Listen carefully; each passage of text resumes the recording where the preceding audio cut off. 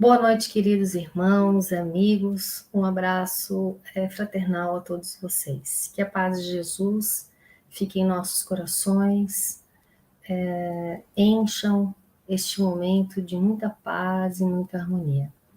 Nós gostaríamos de compartilhar esse momento com vocês, um texto de Jesus, onde ele fala: se alguém vos bater numa face, apresentai-lhe a outra. Nós vamos começar fazendo uma oração, agradecendo ao Jesus ao estarmos mais uma vez unidos em pensamento, em coração, estudando o Evangelho. Que as luzes que se espargem de nossos corações, em forma de boa vontade, de querer aprender e mudar, possam envolver toda a nossa sociedade doente. Obrigada, Jesus, e assim seja. Boa noite, Ana Maria. Bem-vinda. Tivemos um probleminha técnico, então nós temos que ir direto para o YouTube para poder acessar, nesse momento, a nossa fala. Então, como nós falávamos, o estudo hoje vai ser do Evangelho, capítulo 12, itens 7 e 8. Se alguém vos bater numa face, apresentai-lhe também a outra. É muito comum as pessoas dizerem: eu não vou fazer isso. Se alguém me bater, eu tenho que dar o meu rosto para essa pessoa me ferir. Ou traduzindo, se alguém me violenta, se alguém me machuca, eu tenho que me expor ainda mais à violência dessa pessoa? Será que é isso que Jesus nos propõe? Não tem lógica. Então nós vamos conversar um pouquinho antes sobre a violência. O Espírito de Camilo nos fala, através da psicografia de Raul Teixeira, no livro Tempo de Deus, que recomendamos a todos, que a violência, ela está em toda a sociedade. A sociedade está encharcada desse nosso comportamento. Nós temos as grandes violências, aquela que nós nos chocamos na televisão, são os assassinatos, os estupros, os campos de refugiado, as pessoas desmaiando de fome na fila da vacina. São vários tipos de violência que nos chocam. Mas ele nos alerta para aquilo que ele classificou como pequenas violências, e que nós diríamos que é aquela violência mascarada pelo verniz da sociedade. A violência que, sobretudo, acontece dentro da nossa casa. A Covid, o isolamento social trouxe o quê? A proposta de voltarmos para dentro de casa para aprimorar os nossos relacionamentos. Nós não nos relacionávamos com os nossos familiares, nós não sabíamos dialogar, respeitar limites, compartilhar espaços. E esse vírus, segundo o espírito amigo da nossa casa, ele intitulou O Nosso Pequeno Educador, veio para nos fazer esse movimento, mas pegou muitos de nós desprevenidos, de não sabermos como conviver num ambiente familiar, como dialogar, como fazer escolhas em conjunto e como respeitar a ideia, o comportamento diferente do outro. Muitos de nós não sabíamos como se fazer, éramos ignorantes acerca disso, e muitos outros tantos não quiseram aprender. Então saímos, ainda estamos neste processo, não sabendo como viver em família. E muitas dessas situações, deste não diálogo, deste não aceitação, a escolha do outro, leva à violência. Essa violência mascarada pelo verniz social, a violência do palavrão, do chutar uma porta, de jogar um objeto, de palavras ferinas, sarcásticas, do silêncio, do mudismo frente ao outro. Não quer dizer muitas vezes que a gente fique quieto, que a gente não está tendo uma atitude de violência, ignorando o outro, jogando essa indiferença. São formas de violência. Segundo Joana de Ângeles, a violência, nós temos inúmeros conceitos da sociologia, antropologia, para explicar a violência, mas ela nos coloca que a violência é o indivíduo no seu mais profundo desequilíbrio. No Evangelho segundo o Espiritismo, capítulo 3, na classificação dos mundos, o planeta Terra, num parágrafo os Espíritos nos colocam que a Terra, as pessoas que vivem aqui no planeta Terra, ele vai sofrer, vive sobre duas perspectivas.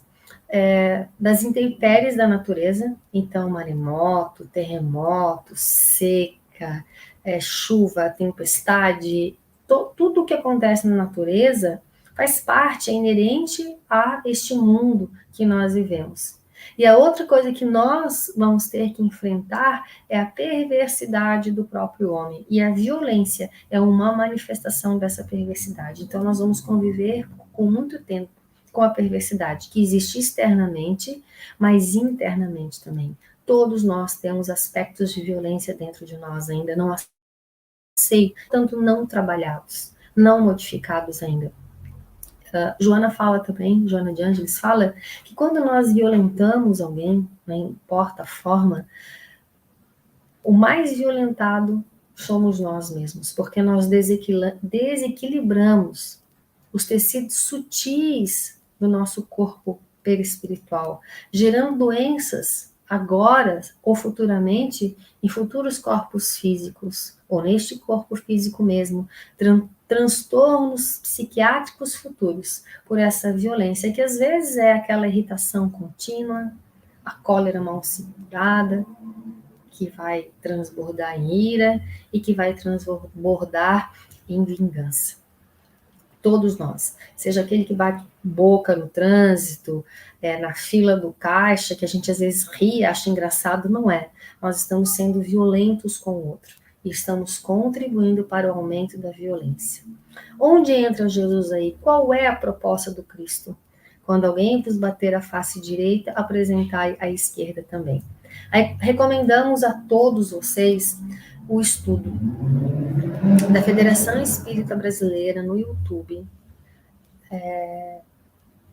o estudo do Evangelho segundo o Espiritismo, coordenado pelo Carlos Campetti, com vários convidados. Eles estão, acho que, 8ª ou 9ª aula. Maravilhoso, não é palestra, gente, é estudo e vale. E na introdução, quando fala sobre Sócrates e Platão, os precursores da ideia do cristianismo e da doutrina espírita, eles conversavam sobre isso. E Kardec, no item 10 da introdução, coloca, né, comparando a fala do Sócrates, que ele falou assim, ó, mais vale que a gente receba do que cometa uma injustiça. E daí coloca, se essa linha de pensamento não é a mesma do Cristo, se alguém vos bater numa face, apresentar-lhe a outra. Então, não é que nós temos que nos submeter, mas nós temos que apresentar, ter um comportamento de justiça. Não basta nós não sermos injustos, nós temos que ser justos.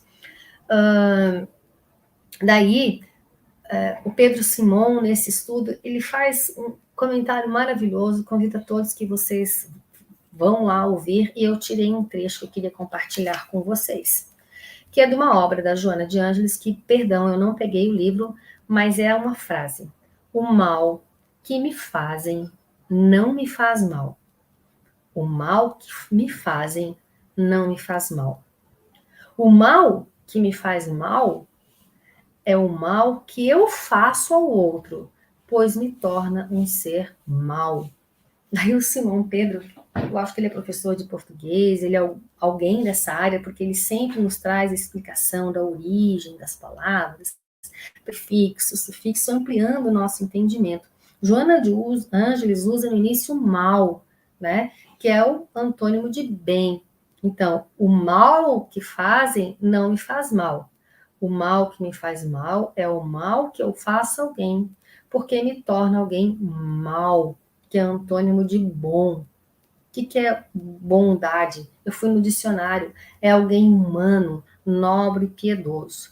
Então, quando eu reajo com a violência de alguém, ou sou o indivíduo que pratica a violência, eu estou exercendo o mal.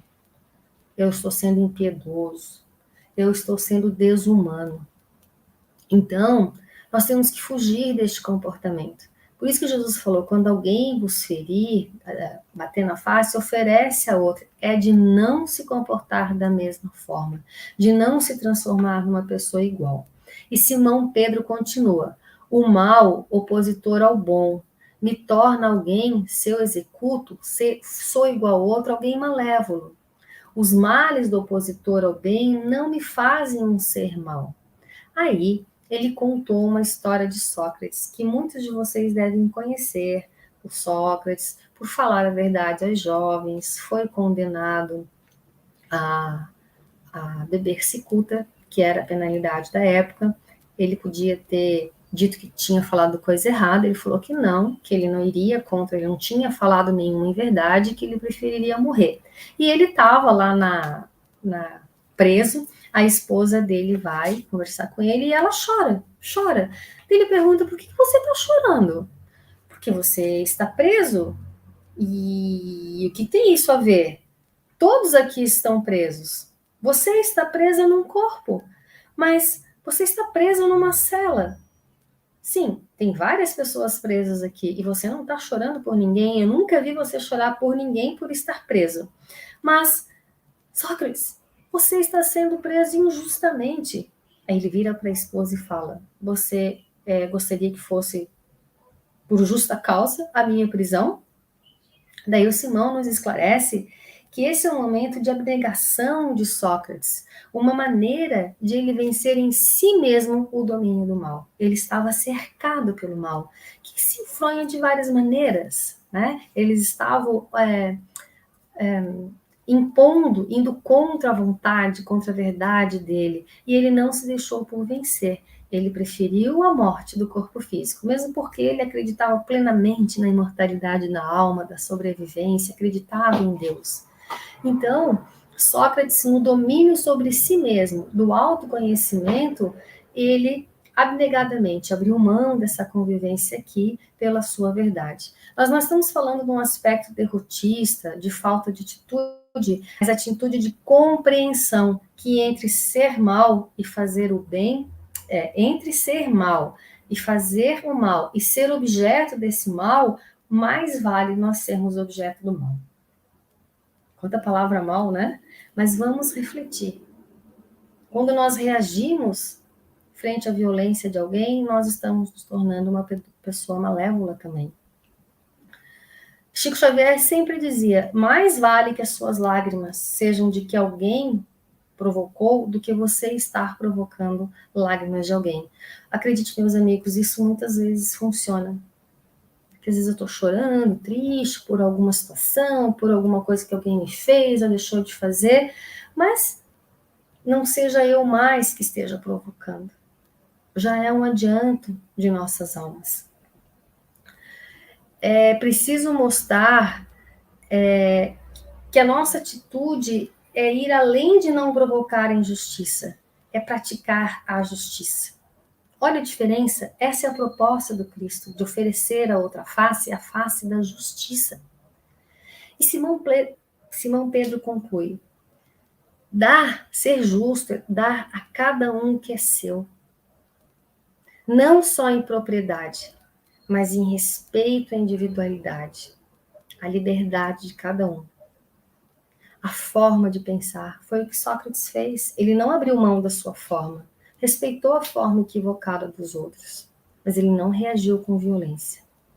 Isso é a justiça de Deus. Essa é a justiça que Jesus vem nos ensinar.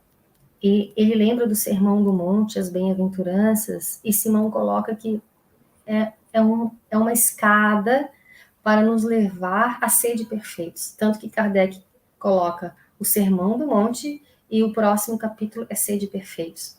E Simão faz uma analogia que eu achei legal do degrau. O primeiro sermão da montanha é a humildade, depois a bem-aventurança da resignação, depois da mansuetude e a próxima é da justiça.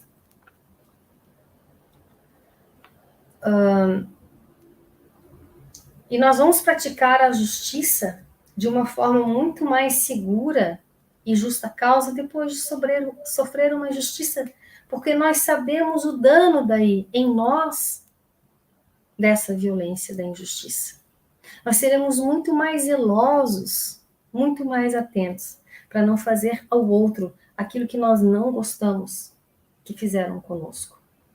E Joana também nos fala assim, que nós temos que experimentar e sentir toda a dor que provocamos no outro para não fazer novamente, para nós termos dimensão da violência que muitas vezes nós exalamos dos nossos corações e ao redor de nós. Lembramos, nós vamos encerrar aqui, essa face é ir além de não fazer injustiça, é fazer a justiça. Aí lembramos do Livro dos Espíritos, capítulo 3. Eu sei que este momento é o estudo do Evangelho de Jesus, mas a doutrina espírita é o Evangelho de Jesus nas suas 3 formas: filosofia, ciência e religião. É uma coisa só. O Evangelho coloca lá no início o estudo das máximas do Cristo à luz da doutrina espírita para a sua aplicação no cotidiano. Gente, é no nosso cotidiano. Cotidiano com o outro, cotidiano com a natureza, cotidiano com Deus e o cotidiano conosco mesmo, porque nós nos violentamos muitas vezes a nós mesmos. E daí gostaríamos de ler na questão 642 do Livro dos Espíritos, parte 3, capítulo 1, que fala da lei divina natural. Para agradar a Deus e assegurar a posição futura, bastará que o homem não pratique o mal? Podemos colocar, né? Bastará que a gente não seja injusto? Não, dizem os espíritos. É preciso que faça o bem no limite das suas forças. Nessa hora eu parei e perguntei: será que eu estou trabalhando no meu limite? Eu estou estressado. Eu não aguento mais. Não é, gente. Não estamos. Sempre podemos mais quando nos conectamos, usamos a intuição com a espiritualidade maior. Aí a gente vê que a gente rende muito mais. Quando nós nos entregamos a Jesus e a sua proposta, esse nosso limite do bem vai além. Pois cada um de nós responderá por todo o mal que haja resultado de não haver praticado o mal. Daí, em outra parte do Evangelho, eles nos falam novamente. Eu gosto de usar analogia com as peneiras do Sócrates, né? Mas são as 3 peneiras que a gente nunca passa. Hoje eu não fiz mal nenhum. Ok. Eu fiz algum bem? Sim. Mas o bem que eu deixei de fazer gerou algum mal? Desse a gente não escapa. Porque nós estamos sendo injustos para com a vida, injustos para com Deus.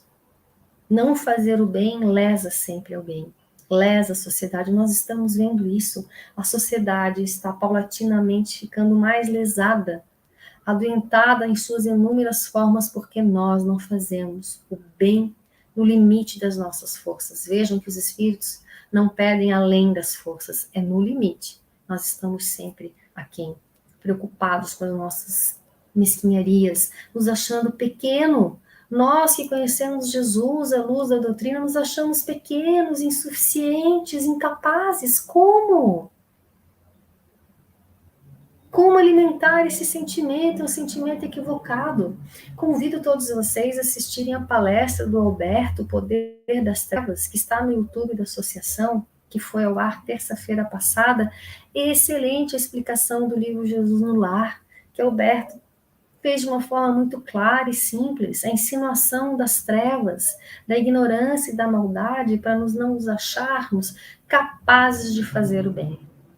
Aonde e com quem estejamos. A sociedade padece, estertora, como dizem os espíritos, e nós podemos ser instrumentos. Saiamos um pouco de nos acharmos pequenos, limitados, insuficientes, e vamos multiplicar os talentos que Jesus depositou em nossas mãos. Olha a bênção, meus amigos, de viver nessa época à luz da doutrina espírita, conhecendo Jesus. No nosso estudo de ontem à noite, fizemos a pergunta: quem é Jesus para você? Os amigos falaram tanta coisa bonita. É meu amigo, meu mestre, a minha consciência. É o ser que me mostra que eu sou capaz de fazer o bem. É o companheiro, a bênção de vivermos com esse Jesus. A Aninha falou ontem, né, que antes de ser espírita, Jesus era aquele homem no madeiro, crucificado, até vencido, mas com a doutrina ele ressurge como o sol da imortalidade brilhante e convidando, bom ânimo, eu venci o mundo, vocês também podem fazer. Vós sois sal da terra, luz do mundo. O fermento que leveda toda a massa. Temos que acreditar nisso. O nosso tempo findou. Obrigada pela atenção de todos. Um beijo especial a essa equipe que ficou tão junta esse ano estudando. Mas acredite que o estudo de vocês foi muito além do estudo, muito além do online, levando conhecimento a muitos espíritos, fortalecendo a energia que envolve a nossa casa querida. Que Jesus fique em nossos corações, hoje e sempre. Muito obrigada.